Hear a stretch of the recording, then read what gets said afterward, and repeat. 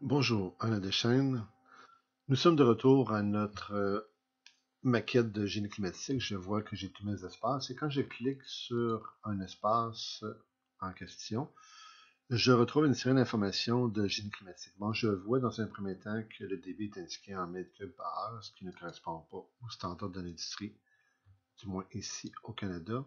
Je vais ramener ce débit-là en litres par seconde. Voilà.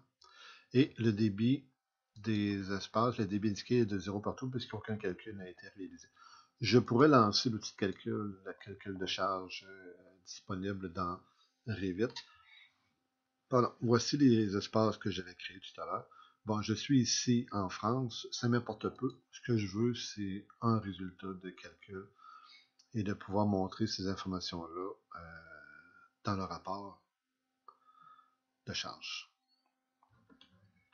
Je reviens à chacun de mes espaces. Je reviens par exemple sur le launch et je vois maintenant qu'un débit de soufflage a été calculé pour cet espace-là, en plus d'une charge de conception et une charge de conception de chauffage et une charge de conception de refroidissement.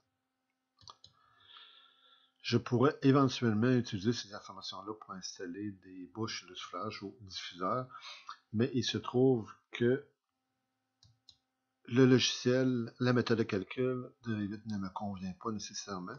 J'aimerais avoir un débit qui correspondrait assigné à l'espace, qui correspondrait à un calcul que j'aurais fait à partir d'un logiciel externe ou à partir d'un fichier Excel. Bon, pour ce faire, je fais appel à Dynamo et je vais procéder à justement l'écoulement du soufflage des espaces. Je vais procéder en deux étapes. Bon, les deux étapes sont présentes à l'intérieur d'un seul et même fichier de calcul. Je vais décrocher ça ici dans un premier temps et accrocher ça ici. Voilà. Ce que je fais, je détecte chacun des espaces présents sur mon niveau. Je recueille de l'information telle que le nom de l'espace, le numéro de l'espace, le soufflage qui est déjà présent pour cet espace-là, en plus des charges de conception, de chauffage et de refroidissement.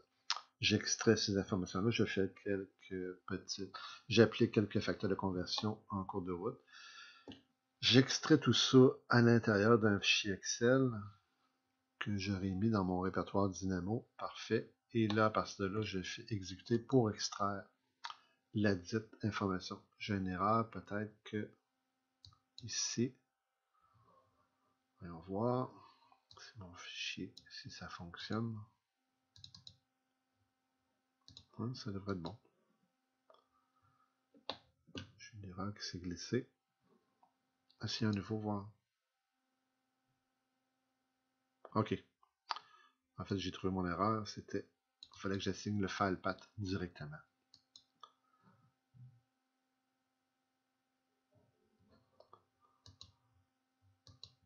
Voilà, je me retrouve donc selon les index que j'avais décidé au préalable.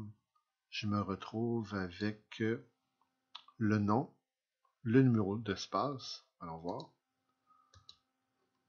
le nom et le numéro de l'espace, l'écoulement de soufflage de cet espace-là, la charge de chauffage et la charge de climatisation. Bon, à partir d'informations que j'aurai dans un autre fichier Excel, par exemple, je pourrais modifier ces informations-là.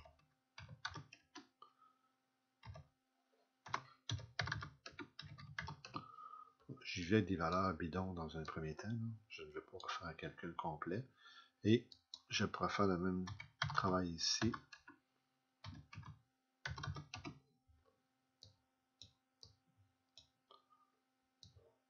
Peut-être que je devrais mettre des valeurs différentes pour le chauffage et la climatisation.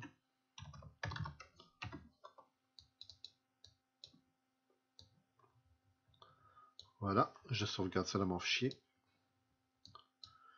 Par la suite, toujours avec mon petit programme Dynamo, je vais aller chercher l'information dans le fichier Excel et la ramener dans ma maquette de génie climatique. Pour ce faire, je vais passer par ce chemin-là, je vais déconnecter ce lien et je vais reconnecter ce lien.